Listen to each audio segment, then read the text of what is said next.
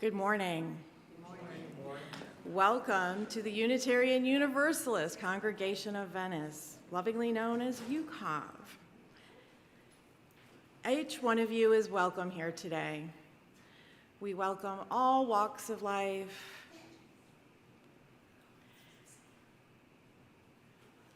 Sorry.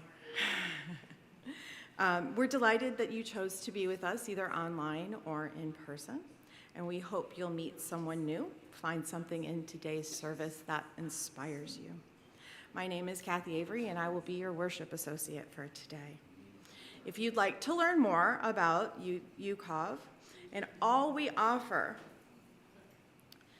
please visit our website at uucov.org or visit our Facebook page. If you're joining us online, please know that your donations are welcome and can be made remotely by clicking the donate button on our website.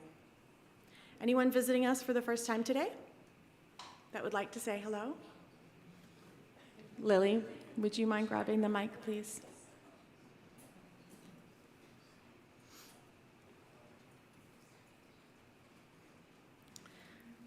Please let us know your name and where you're coming from today.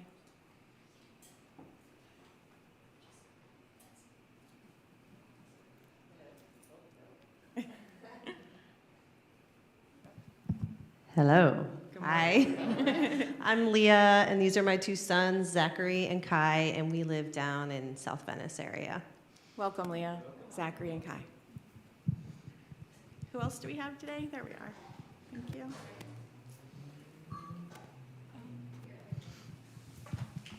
Hi, my name is Isabel. This is my husband, Robert.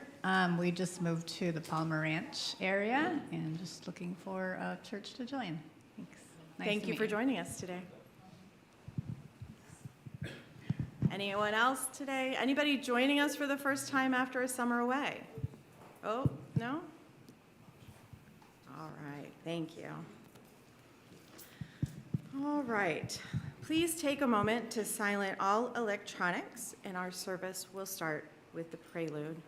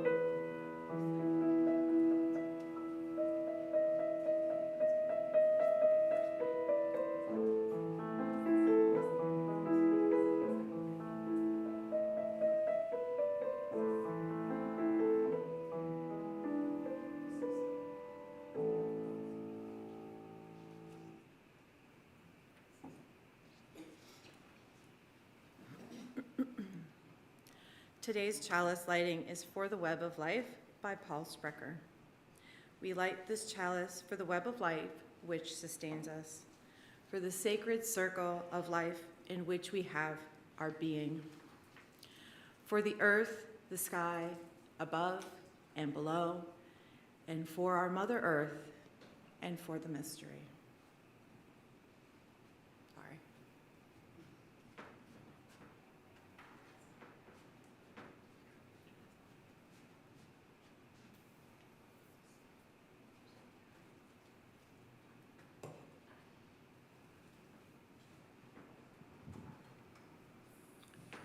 Good morning. I would also like to extend a sincere welcome to everyone joining us this morning, whether here in our sanctuary or online.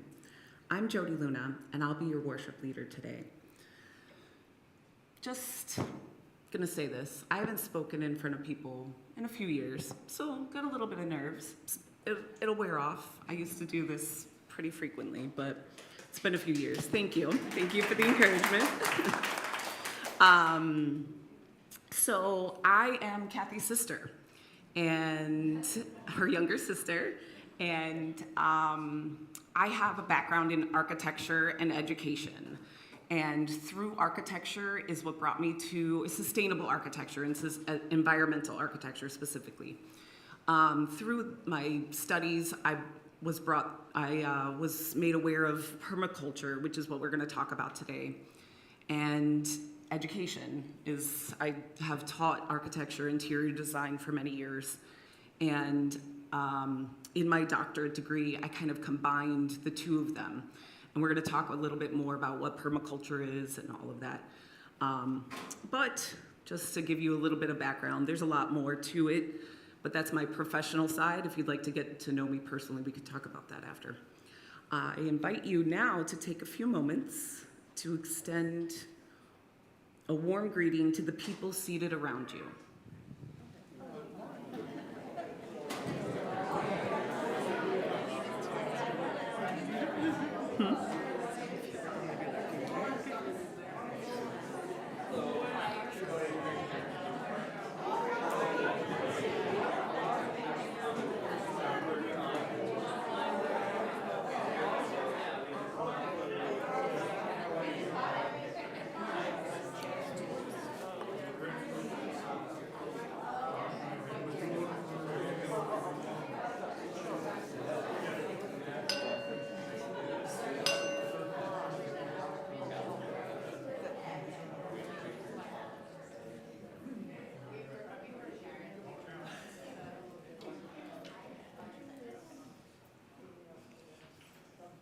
Please rise, embody your spirit, and join in singing hymn, our gathering hymn. So we go.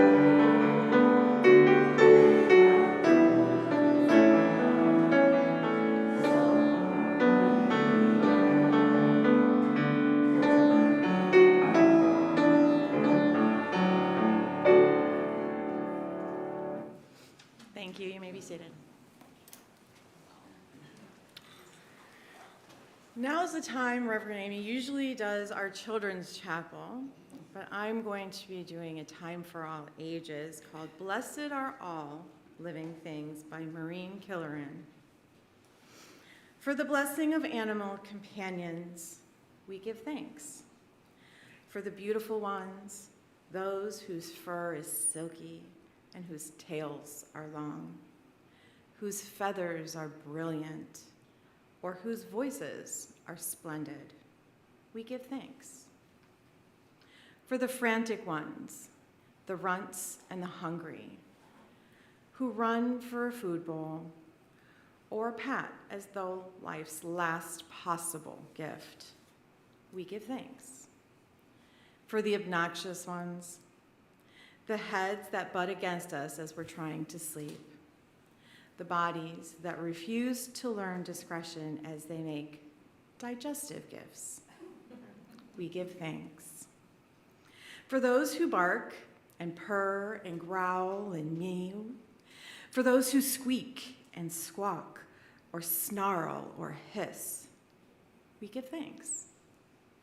For the animals unknown to us, whose niche in life web is fragile, whose lives are insecure, for all who care for them and wish them well, we give thanks. Blessed are the animals. Blessed are the creatures who live with us and need our care. Blessed are the mammals and the reptiles and the birds who teach us we are not alone. Blessed are all living things from whom we learn to love. Please join me as we sing our kids out with the Reeves Children's Benediction.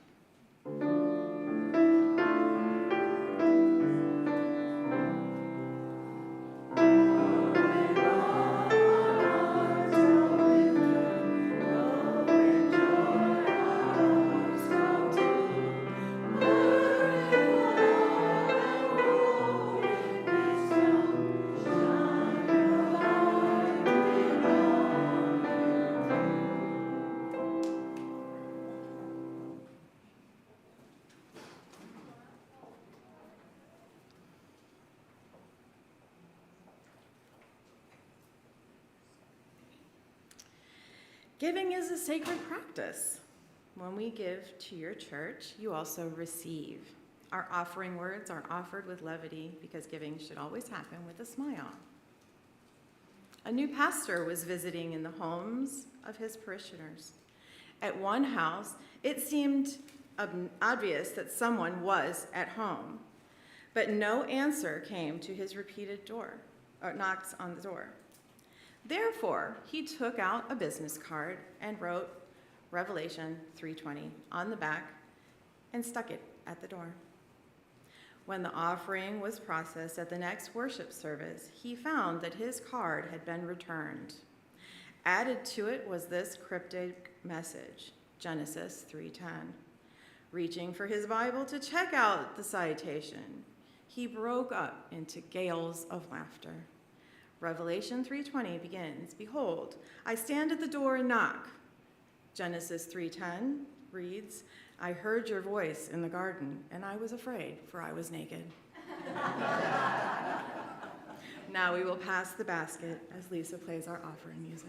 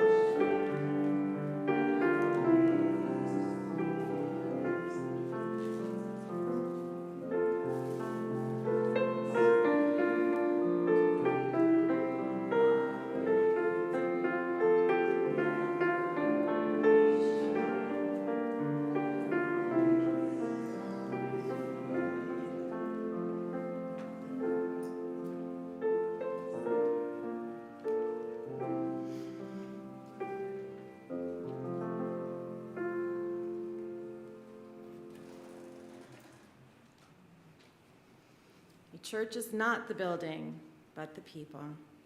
As a community of human hands and human hearts, we come together here to share our laughter and our tears. We are entering into a time of joys and concerns. You can raise a hand and someone will bring you a microphone.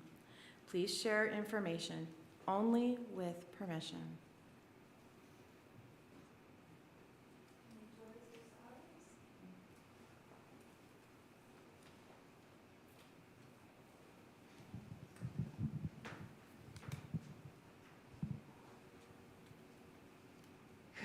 Good morning, I'm Lynn Jordan. I have a joy. My 2 children, adults of course, are coming to visit me to help me celebrate my special birthday tomorrow.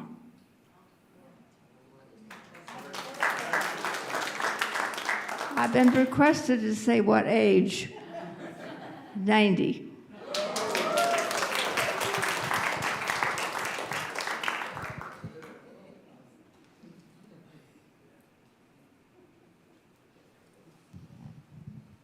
Hi, I'm Trudy Jacoby. I went to see Rosemary on Thursday at Encompass Health, and she is doing better and is back at Aston Gardens now. And she's going to be celebrating her birthday on the 25th. I think she'll be 99.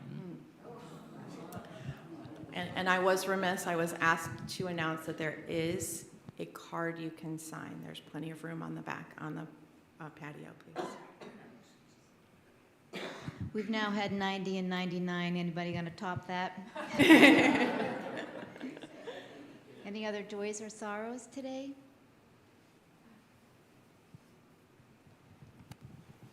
Thank you. May the love of this community hold all who need love and concern. May the light of our community shine on the broken places of the world. May we never look away when we are needed. May those who are grieving be comforted. May those who are tired find rest. May the broken places be healed. May those who are filled with joy and laughter be abundant. Our first reading today is by David Horst's Garden Prayer. Early in the morning, before the children are awake, and while the grass is still dewy, I like to walk in my garden. It's my garden, only because it shares the same small plot of land my family and I inhabit. The garden does not really belong to me. I belong to it, at least for the short time I'm here. Today, I'm still in my slippers and have my first cup of coffee in hand. Much of what grows had been planted 2 or 3 homeowners ago. Some I've planted since our arrival, but if they belong to anyone or anything, the plants and the flowering cheese I come to see and smell. Viburnum, dogwood, magnolia, and crabapple belong to the sun and the rain and the soil. These living things are a beauty not of my making, though surely made of my desire. At the moment, the rose bushes are in full burst of red and perfume. The hydrangeas are sure to open their mopey heads as soon as the sun falls upon them. The weedy-looking globe thistles are turning lovely blue and spiky.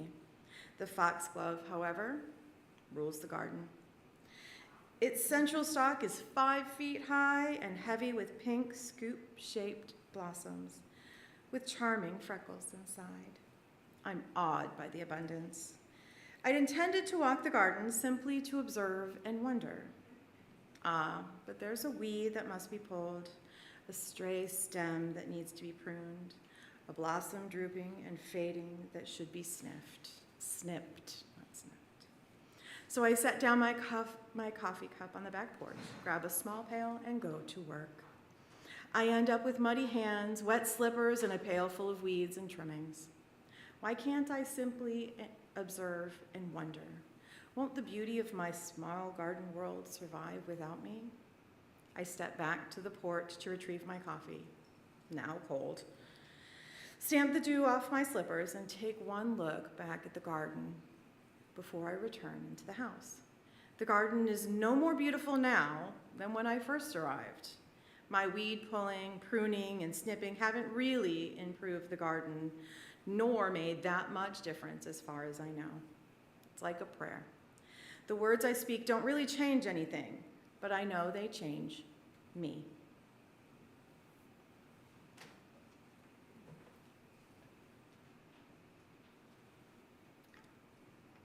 Our meditation, May Our Lives by Chris Rothbauer.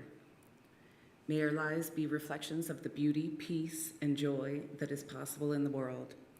And may the love we find in this place sustain us as we go our separate ways. Please join me in a minute of silent meditation, thought, or prayer.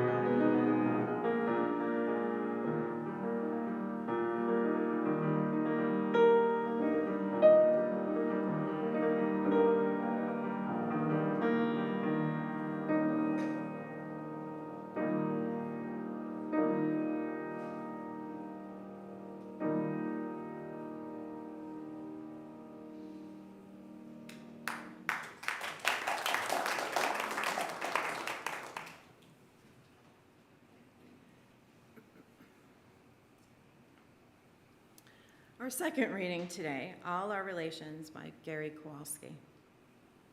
Our time is short here on earth. Around us swirls immensities of time and space, a universe infinite in all directions. How small our hopes and cares seem amid the panorama of creation. We are not separate from those cosmos. We have evolved and grown out of it. Like the leaves of a tree or the waves upon a sea, and our thoughts are its thoughts. Our lives, a manifestation of never-ending vitality. Our spirits, a microcosm of the beauty and creativity of the whole. Fill us then with reverence and compassion for all who are our kin, cloud and sun, sibling and cousin, the multitude of beings who share this improbable and never to be repeated moment, all expressions like ourselves, of the mind at large, the spirit at play, the dynamism at work, in whom we live and move, in whom we will never know. Please rise in body and spirit and join me in singing our hymn 1046, Shall We Gather at the River?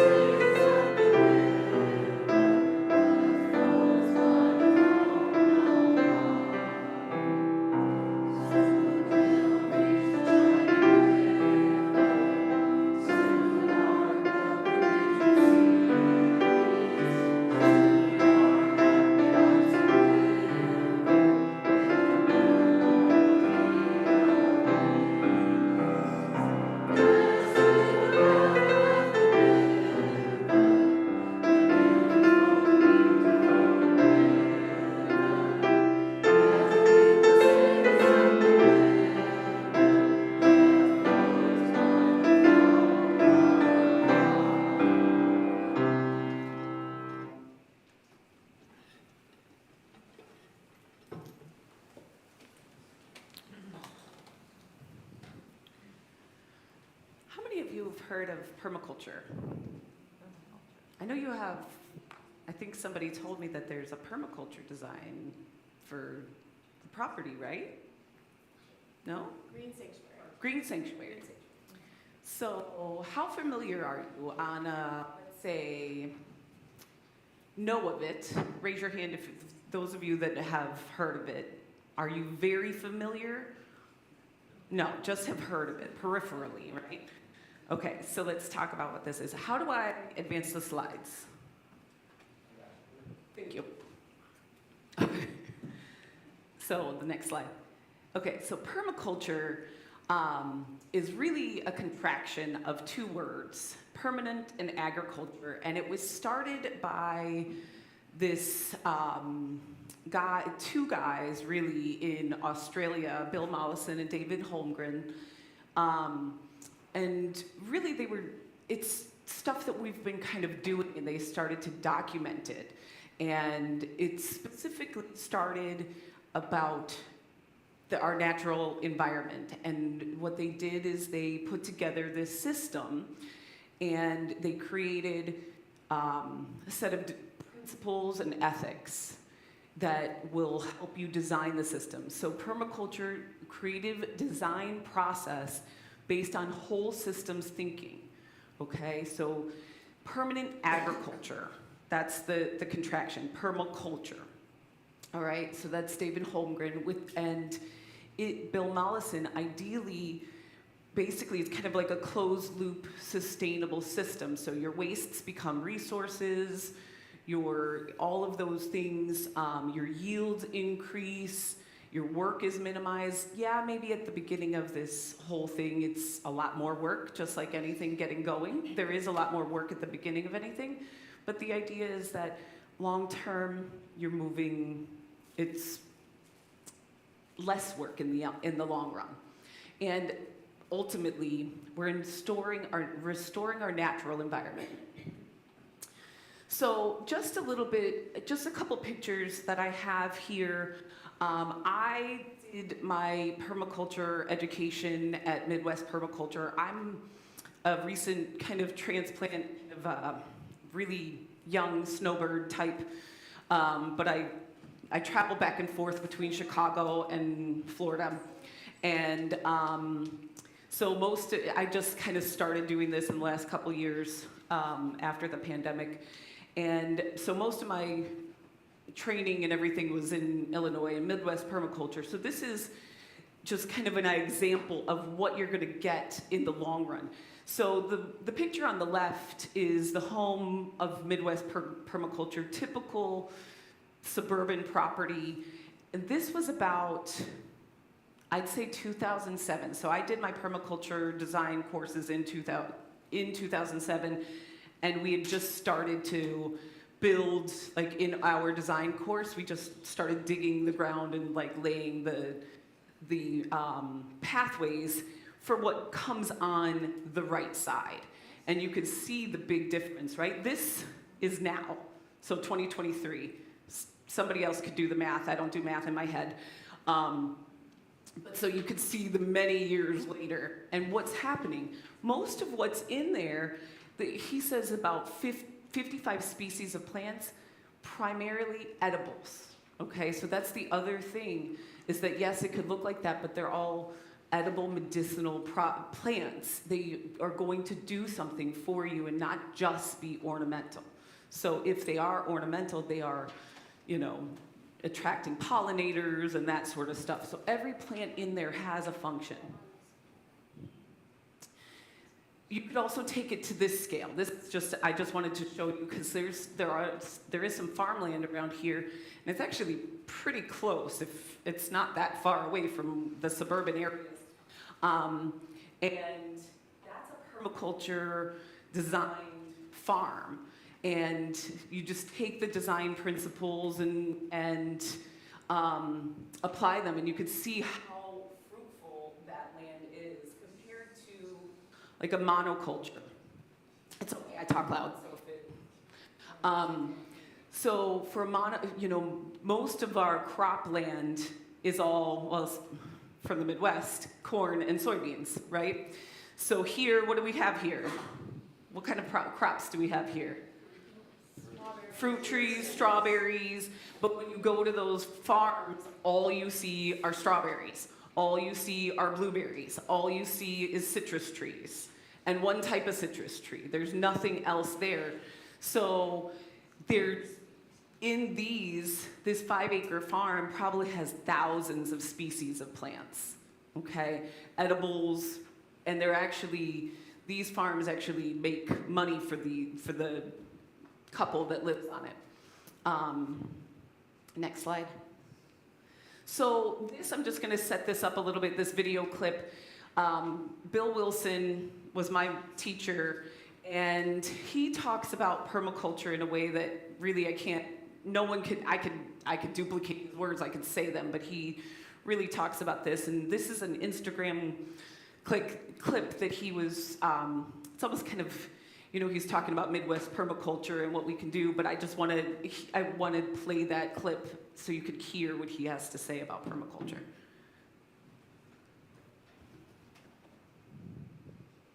Hopefully. It's okay. It's Instagram, so I know it's a little different than we normally.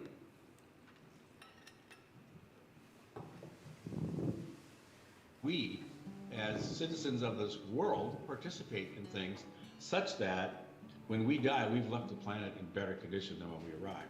And it includes everything. It includes energy efficiency, it includes how we build our homes, how we build our food, how do we deal with water, how do we deal with our pollution, why do we even create pollution? Permaculture looks at the whole enchilada. And this is just one of the many things we talk about during the permaculture course. So, I don't know whether there was a little bit more at the beginning, but that's fine. If you are interested, you could go and look at, he gave me permission to post this, and anybody reach out to him if you need to, or would like to. But so one of the things that I like to think about, let's go to the next slide. And actually, let's skip this slide. I had this slide on here because it's pretty, but we can't read it. So the next slide has the information that we could actually read. So I want to just kind of talk about the permaculture, what the ethics and principles are, and then I'm going to kind of tie it to the social aspect because I've been talking about the physical and like the yard and garden design and that sort of stuff, but there's so much more to it. So the idea is that these principles in your designs are built off of these three ethics: care of the earth, care of people, and fair share, or basically share of surplus.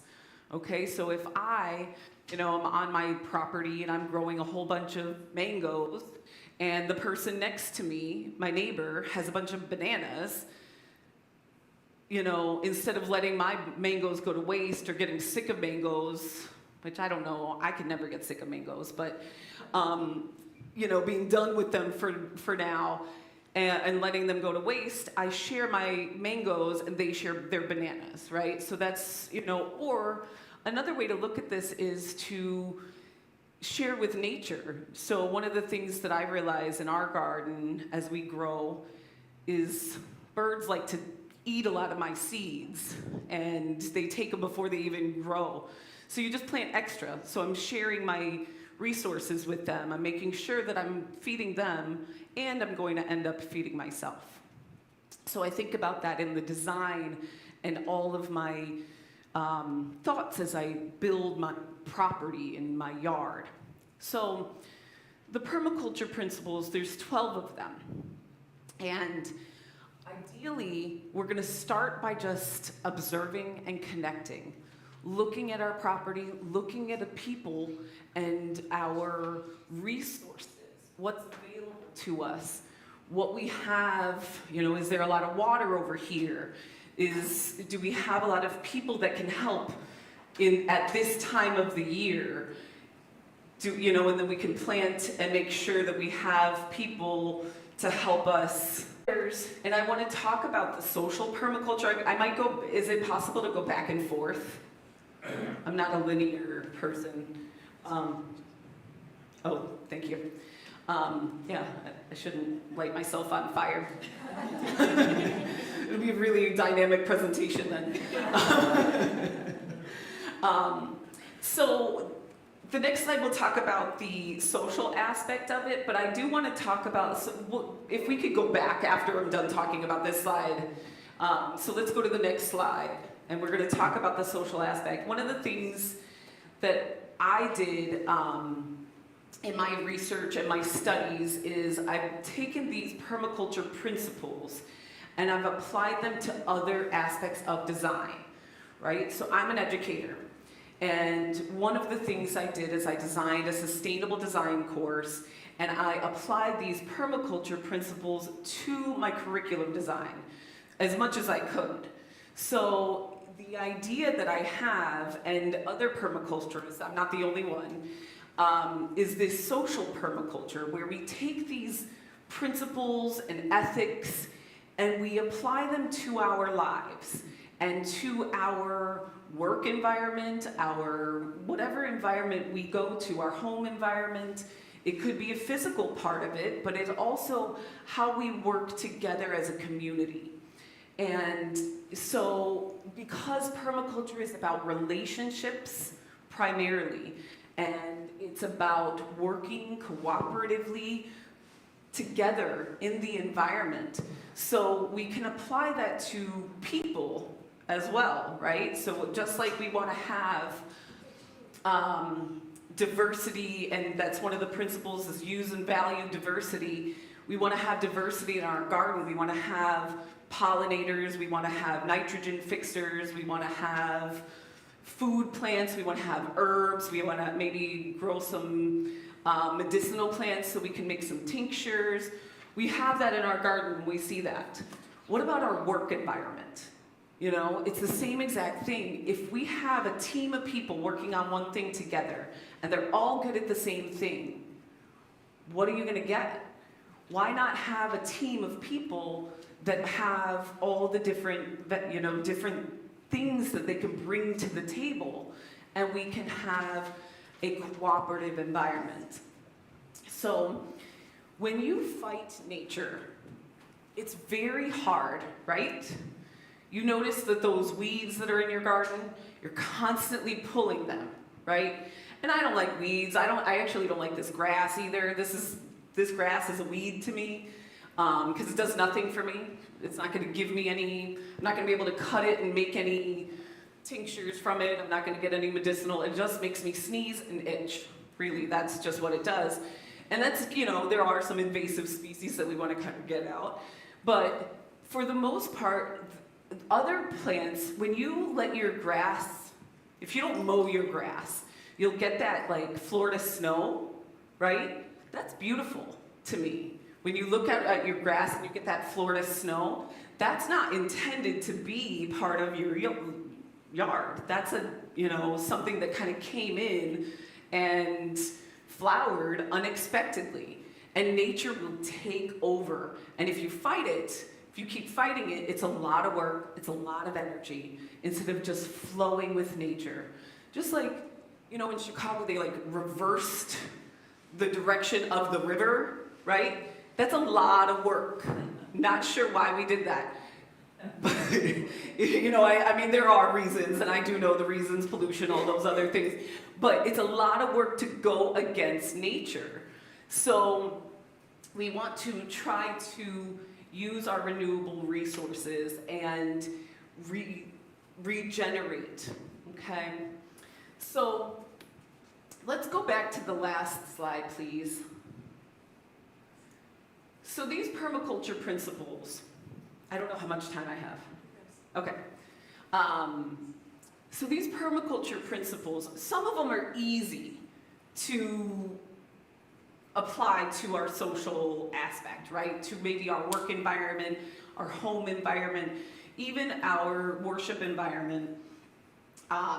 Observing and connecting. We want to observe others, look at what they're interested in, talk to them, connect with them, join with them, and then maybe catch and store their energy, right?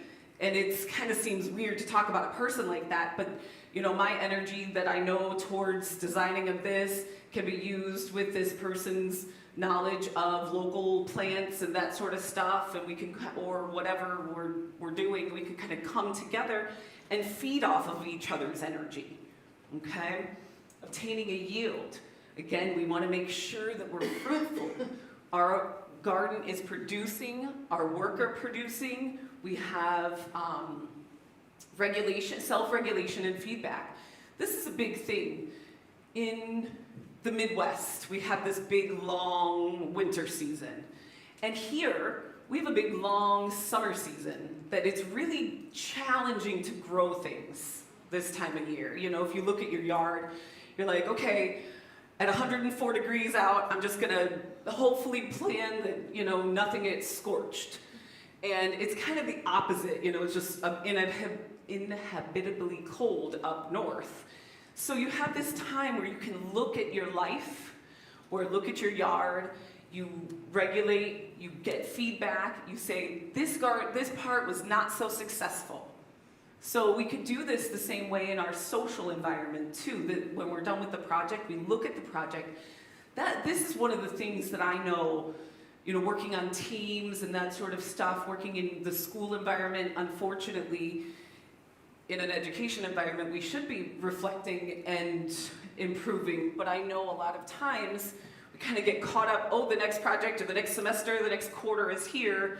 I don't have time to reflect on last quarter and regulate myself and say, you know what, what lesson wasn't so successful. Let me try it again differently. That's a hard thing to do because we kind of get caught in the rigmarole of life, right? And so if we just take a step back and we, apply these principles, we can, make our next endeavor better and more successful. Renewable resources, that's an important thing. Producing no waste. Again, some of these are a little bit, you can almost poetically apply them to your social aspect because they're very tangible things, right? Like producing no waste. Designing from patterns to details, again, that's kind of, a little bit more tangible, but when we think about patterns and details, we could think about this person has a pattern of being very organized and very regimented, while I may be kind of a little scattered. This person can help me take my scatteredness and hone it and focus it a little bit more, right? So that's why, that's a way we can kind of come from that aspect. Integrate rather than segregate, that should be, that's kind of, to me, a little self-explanatory. We want to have diversity, and that ties into number 10, with valuing diversity. Everybody has differences, and we all need to celebrate the differences that we have and we bring to the table. And valuing the marginal, the people that we think are maybe undesirable, really have a lot to offer. And maybe if we kind of break through our barriers and break through the barriers, we can kind of come through and maybe take them off the margins, right? Maybe bring them into the mix, and they're not then so marginal. This one is actually, when we're talking about the natural environment, it's talking about the margins between two different environments, like the ecotone, right? So that space between water and land, right there, right where the water and land meet, are the most diverse, full of life. There's lots of plants, there's lots of animals, and as opposed to like in the middle of that lake, in the middle of that, glen or whatever it is, and where they come together and the two differences meet, all of that's really fruitful. And then responding to change. This kind of ties back to number 4, where you're regulating and you're looking back and you're saying, okay, so it's hotter this year than it's ever been. How are we going to deal with this? We had a hurricane last year with floods greater than we have ever experienced before. How are we going to respond to this?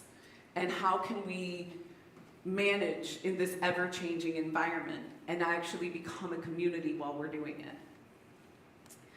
So, I think we're right. Abrupt, but sorry. And so that's permaculture, social permaculture.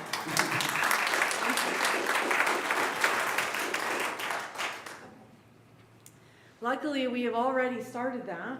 As we all noticed during our meditation, we have our garden out here that Green Sanctuary has put. This is our pollinator garden out here. And if you've had a chance to see next to Astalinder, we are also building gardens there. And with the addition of my sister moving to town on occasion, hopefully we'll be able to get some education out there to the public as well. Now we'll extinguish our chalice.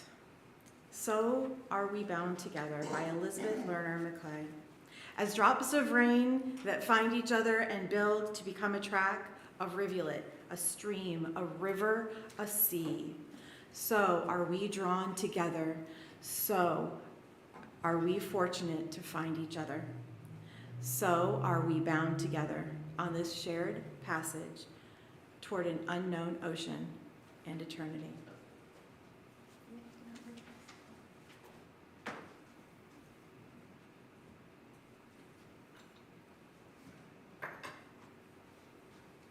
Please stand as you're willing and able for hymn number 408, Wonder of Wonders. Just a brief note, since we've not heard this one before, Lisa's going to play it through once, and then we will join in.